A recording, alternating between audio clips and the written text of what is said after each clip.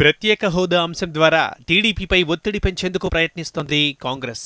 దీనిలో భాగంగానే కేవీపీ ఇటీవల రాజ్యసభలో ప్రైవేట్ మెంబర్ బిల్లు పెట్టారు.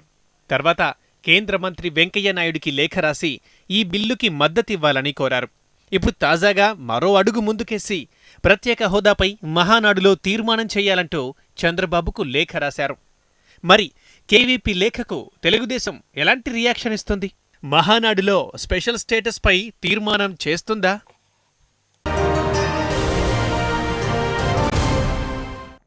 అక్కడ కేవీపీ ఒక పని పెట్టుకున్నాడు.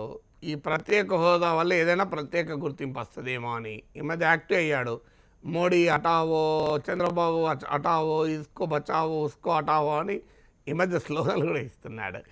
అందువల్ల ఎందుకు అంటే ప్రత్యేక హోదా అనే అంశం పైన కానీ, రాష్ట్ర పునర్వ్యవస్థీకరణ చట్టాన్ని అమలు చేయడం విషయంలో కానీ కాంగ్రెస్ పార్టీకి కొంత కాకపోతే కొంతైనా విశ్వసనీయత ఉంటుంది. ఎందుకు? రాష్ట్ర పునర్వ్యవస్థీకరణ వల్ల జరుగుతున్న నష్టాన్ని అనుభవించిన పార్టీ, పునర్వ్యవస్థీకరణకు కారణమైన పార్టీ, పునర్వ్యవస్థీకరణ చట్టానికి మూలకర్త కాంగ్రెస్ పార్టీ. అందువల్ల తాము ఇచ్చినటువంటి హామీలను, తాము చట్టంలో చేర్చినటువంటి అంశాలను అమలు చేయమని అడిగే హక్కు కాంగ్రెస్ పార్టీకి ఉంటుంది. అందువల్ల ఈ ఒక్క అంశంపైనే కాంగ్రెస్ పార్టీ తిరిగి ఆంధ్రప్రదేశ్లో పుంజుకోవడానికి ప్రయత్నం చేస్తోంది. ఓవరాల్గా ప్రత్యేక హోదా అనే అంశంపైన బీజేపీని, టీడీపీని కార్నర్ చేయడానికి కాంగ్రెస్కి అవకాశం ఉంది.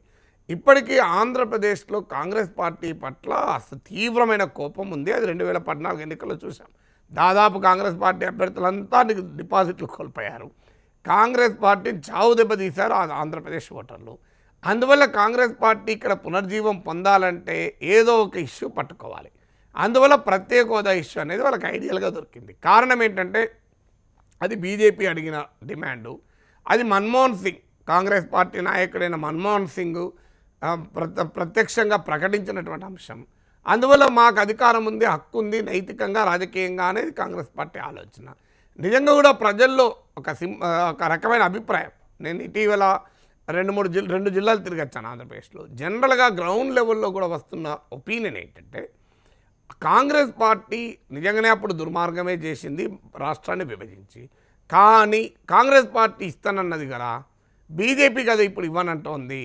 ప్రత్యేక హోదా ఇవ్వకుండా హామీని ఉల్లంఘించింది బీజేపీ కదా అని బీజేపీ పట్ల కోపం, కాంగ్రెస్ పట్ల సానుభూతి కాస్తంత ప్రారంభమైంది.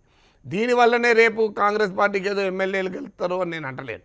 కానీ ఈ వాతావరణం మాత్రం మొదలైంది. అందువల్ల ఈ వాతావరణాన్ని ఉపయోగించుకోవాలి అంటే ఇంకా బీజేపీ, తెలుగుదేశం పార్టీలు ఇబ్బంది పెట్టాలి. అందుకే వచ్చిన అవకాశాన్ని దేన్ని కాంగ్రెస్ పార్టీ వదులుకోవడం లేదు. అందుకే కేవీపీ రామచంద్రరావు ద్వారా ప్రైవేట్ మెంబర్ బిల్లు పెట్టారు. ప్రైవేట్ మెంబర్ బిల్లు పైన ఓటింగ్ పట్టు పెట్టారు. చేసిన తెలియదొక్క పని ఏంటంటే ఆ కోరం లేని టైంలో పెట్టారు. నిజంగానే కోరం కూడా పెట్టుంటే ఇంకా బాగుంటుంది వాళ్ళకు. కానీ ఆ తెలియదొక్క పని చేశారో, అది కావాలని చేశారో తెలియదు మనకు, కానీ అది చేశారు.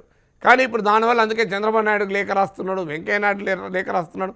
ఇప్పుడు తాజాగా మహానాడులో కూడా తీర్మానం చేయాలి అని అంటున్నాడు. నిజమే, మరి న్యాయమే కదా. కేవీపీ అన్నాడా, కాంగ్రెస్ అన్నారా, ఇంకోరు అన్నారా పక్క పెడదాం. మహానాడు జరుగుతోంది.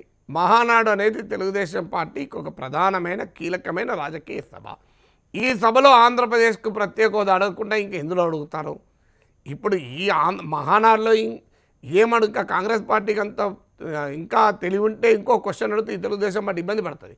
ఏమా క్వశ్చను? చంద్రబాబు నాయుడు తెలంగాణలో ఉన్న ఇరిగేషన్ ప్రాజెక్టులపైన కేంద్రానికి లేఖ రాశాడు. సుప్రీంకోర్టు కూడా పోతా అన్నాడు కదా. ఆ తెలుగుదేశం మహానాడు దీనిపైన తీర్మానం చేస్తుందా? ఇప్పుడు ఈ ప్రశ్న అడగలేదు, బహుశా ఎవరెవరు అడుగుతారు. ఇదివరకు అడగపోయినా ఈ ప్రోగ్రాం చూసినాకైనా అడుగుతారు. అందువల్ల ఏంటి, ఇప్పుడు చంద్రబాబు నాయుడు గారే అన్నారు, క్యాబినెట్ నిర్ణయించింది తెలంగాణ ఇరిగేషన్ ప్రాజెక్టుల వల్ల ఆంధ్రప్రదేశ్ అన్యాయం అవుతుంది, దీనిపైన మేము సుప్రీంకోర్టుకు పోతాం, కేంద్రానికి లేఖ రాస్తామన్నారు. అయ్యే మరి దీనిపైన మహానాడులో తీర్మానం చేయండి. కేసీఆర్ ప్రభుత్వానికి విజ్ఞప్తి చేస్తూ ఈ పాలమూరు రంగారెడ్డి ఎత్తిపోతల పథకం ఆపండి, మీరు దిండి ప్రాజెక్ట్ ఆపండి అని చెప్పి తీర్మానం చేయండి. ఈ తీర్మానం చేస్తున్నప్పుడు తెలంగాణ తెలుగుదేశం నాయకులు అక్కడ మహానాడులో కూర్చోగలుగుతారా? అందువల్ల ఇలాంటి ఇబ్బందికరమైన ప్రశ్నలు ఒక రాజకీయ పార్టీ ఎదుర్కోక తప్పదు. ఎందుకంటే గతంలో కాంగ్రెస్ పార్టీని ఇలాగే చావగొట్టారు కదా అందరు కలిసి. అందరేమో విభజించండి అని లేఖలు ఇచ్చారు చంద్రబాబు నాయుడు. విభజించుకో, మీ ఇష్టం, మమ్మల్ని ఎందుకు కొడతారని జగన్మోహన్ రెడ్డి అన్నాడు, మా భుజాల మీద తుపాకులు పెట్టి కాల్చకండి అని సిపిఎం అన్నది, సిపిఐ మద్దతే తెలిపింది. మళ్ళీ ఆఖరి కాంగ్రెస్ పార్టీ ఇచ్చినప్పుడు దరిద్రం మీరే ఇచ్చారు, ఇట్లా విభజించమని చెప్పినామా అంటారు. ఎట్లా విభజించమనో అంతకుముందు చెప్పలేదు. బీజేపీ విభజించడానికి అసలు ఆ పెద్దమ్మే కాదు చిన్నమ్మ కూడా కారణం అని చెప్పారు. ఇవన్నీ చెప్పి అయినా మళ్ళీ కాంగ్రెస్ పార్టీని కూడా తిట్టారు. ఇక కాంగ్రెస్ పార్టీ ఇప్పుడు ఎందుకు అవకాశాన్ని వదులుకుంటుంది? ఇప్పుడు రాజకీయ పార్టీ అంటే ఎవడైనా వాళ్ళ ఎత్తుగడలు ఉంటాయి. కాంగ్రెస్ పార్టీ కూడా రాజకీయాలు తెలియదు. వీళ్ళకి అందరికన్నా ముందు పుట్టిన పార్టీ, వీళ్ళకి తాతకు దగ్గులు నేర్పుతారా? కాంగ్రెస్ పార్టీ రాజకీయాలు నేర్పగలరా? అందుకే కాంగ్రెస్ పార్టీ ఇప్పుడు తెలుగుదేశాన్ని ఇబ్బంది పెడకనే ప్రశ్న, ప్రత్యేక హోదాపై మహానాడులో తీర్మానం చేయి. తీర్మానం చేస్తే ఎలా తీర్మానం చేస్తారు? కేంద్రాన్ని కోరుతూ తీర్మానం చేస్తారా? తీర్మానం చేయడం పెద్ద కష్టం కాదు, ఎందుకంటే అసెంబ్లీలో తీర్మానం చేశారు. అదే తీర్మానాన్ని మహానాడులో కూడా పెట్టగలుగుతారు. కానీ మహానాడు ఒక పొలిటికల్ వేదిక, అసెంబ్లీ అనేది ఒక చట్టసభ. అసెంబ్లీలో తీర్మానం అనేది చాలా సౌమ్యంగా చట్టబద్ధమైన భాషలో ఉంటుంది. కానీ మహానాడులో చేసే తీర్మానం పొలిటికల్ లాంగ్వేజ్లో ఉండాలి. మరి పొలిటికల్ లాంగ్వేజ్లో ఉండాలి అంటే అర్థం ఏంటి? ఖచ్చితంగా కేంద్ర ప్రభుత్వం పైన రాజకీయ ప్రశ్నలు సంధించాలి. ఆ పని తెలుగుదేశం చేయగలుగుతుందా? అంతకన్నా ఇబ్బందికరమైన ప్రశ్నలు ఇంతకుముందు చెప్పినట్లు తెలంగాణ ఇరిగేషన్ ప్రాజెక్టులపై మహానాడులో తీర్మానం చేస్తారా? అంటే 2 రాష్ట్రాలకు మధ్య ఆర్డీఎస్ పైన తీర్మానం చేస్తారా? ఆర్డీఎస్ పైన తీర్మానం చేయగలుగుతారా? సో అందువల్ల ఈ ప్రాక్టికల్ ప్రాబ్లమ్స్ అన్నీ ఉంటాయి. రాజకీయ పార్టీ 2 రాష్ట్రాలు ఉన్నప్పుడు, 2 రాష్ట్రాల్లో భిన్న వైఖరులు తీసుకుంటున్నప్పుడు గతంలో కాంగ్రెస్ పార్టీ ఏ ఇబ్బంది పడదు, ఇప్పుడు తెలుగుదేశం కూడా ఇబ్బంది పడక తప్పదు.